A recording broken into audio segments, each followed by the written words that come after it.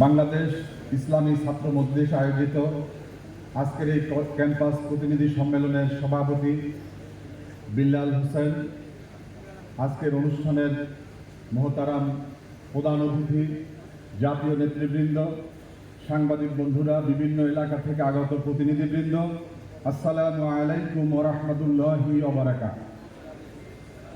আজকে অবশ্যই আপনারা সবাই খোশ মেজাজে আছেন যে দীর্ঘ 17টি বছর আওয়ামী জাহিলিয়াতের যুদ্ধে আন্দোলন সংগ্রামের মধ্য দিয়ে হামলা, মামলা, নির্যাতন, নিপীড়ন, গুম, খুন, অপহরণের পরে আমরা একটি নতুন সূর্যোদয় উদিত করতে পেরেছি।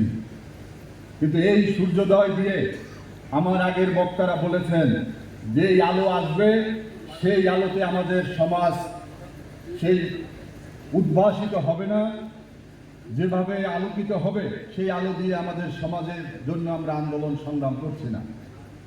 আপনারা জানেন যে বিগত আওয়ামী দুঃশাসনে বাংলাদেশের শিক্ষা ব্যবস্থার কতটুকু ক্ষতি হয়েছে।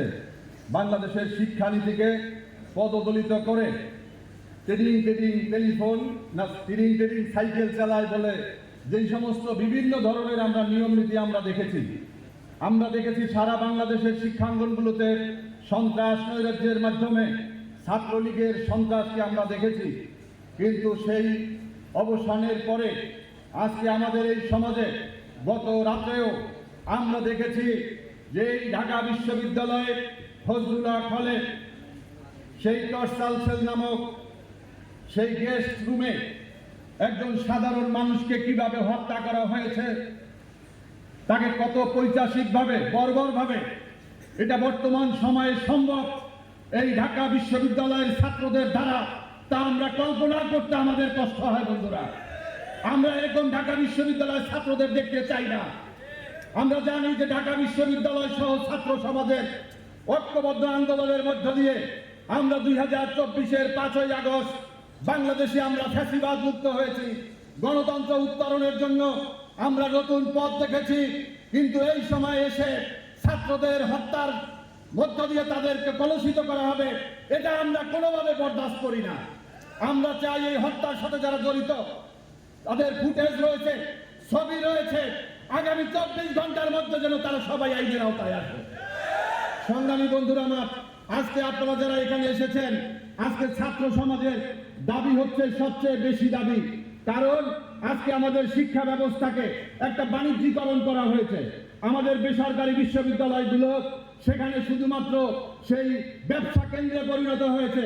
এক একটা সেশন চার্জে তাদের যেই কোর্স ফি হিসাবে যেই সমস্ত টাকা নেওয়া হচ্ছে তা দিয়ে আমাদের শ্রমজীবী মেহনতি মানুষের সন্তানদেরকে ওই বিশ্ববিদ্যালয়ে পড়ানোর মতো কোনো অবস্থা নেই। আজকে আমাদের শিক্ষানীতি পরিবর্তন হওয়া দরকার। আজকে পাবলিক বিশ্ববিদ্যালয়গুলোতে আজকে পরিবহন সংকট রয়েছে, আজকে হোস্টেলের সমস্যা রয়েছে, যানবাহনের সংকট রয়েছে, আজকে শিক্ষার যে উপকরণ রয়েছে সেই উপকরণের আকাশচুম্বী দাম, যার কারণে আমাদের গরিব মেধাবী ছাত্ররা তারা শিক্ষা জীবন থেকে ঝরে পড়ছে। আমি বিশ্বাস করি বাংলাদেশের অন্যতম একটি প্রতিনিধিত্বশীল শহীদি কাফেলা হচ্ছে ইসলামী ছাত্র মজলিস।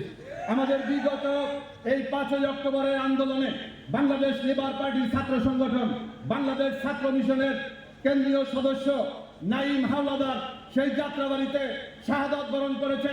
এদেশের ছাত্র সমাজের রক্তের বিনিময়ে যেই পরিবর্তন সূচিত হয়েছে, এই পরিবর্তনের মধ্য দিয়ে আমরা কোনো ফ্যাসিবাদ, আমরা কোনো আওয়ামী জাহিলিয়াত, আমরা কোনো নব্য জাহিলিয়াতের জন্ম হতে আমরা দেব না। বন্ধুরা, সংগ্রামী বন্ধুরা, আমি আমার বক্তব্য শেষ করব। পরিশেষে বলতে চাই, এই আন্দোলনের মধ্য দিয়ে পরিবর্তনের যারা অন্তর্বর্তীকালীন সরকারে এসেছেন তাদের দৃষ্টি আকর্ষণ করে বলতে চাই, আপনারা ভুলে যাবেন না এদেশের ছাত্র জনতার রক্তের মধ্য দিয়ে আপনারা ক্ষমতা গ্রহণ করেছেন। প্রধান উপদেষ্টার দৃষ্টি আকর্ষণ করে বলতে চাই, আপনাকে আমরা যোগ্য এবং আপনাকে আমরা মেনে নিয়েছি। আপনি সারা দুনিয়াতে আপনার সুনাম রয়েছে, কিন্তু আপনি দায়িত্ব পাওয়ার পরে আপনি আপনার বন্ধু বান্ধবীদেরকে, আপনি এনজিওদের প্রধানদেরকে দিয়ে একটা এনজিও সরকার করার যে পায়তারা করছেন, এটা দিয়ে জাতি কত দূর অগ্রসর হবে তা নিয়ে আমাদের সন্দেহ রয়েছে। 1/11 ভূত সে আলী রাম মজুমদার, ব্রিগেডিয়ার সাখাওয়াত সহ অনেক যারা বাংলাদেশ থেকে রাজনীতিকে নির্মূল করতে চেয়েছিল তাদেরকে এই উপদেষ্টা পরিষদে রেখে আপনারা প্রশ্নবিদ্ধ করেছেন। আমরা চাই বাংলাদেশের এই রাজনীতিবিদদের মধ্য দিয়ে যারা যোগ্য রয়েছে তাদেরকে ওই উপদেষ্টা পরিষদে অন্তর্ভুক্ত করতে হবে।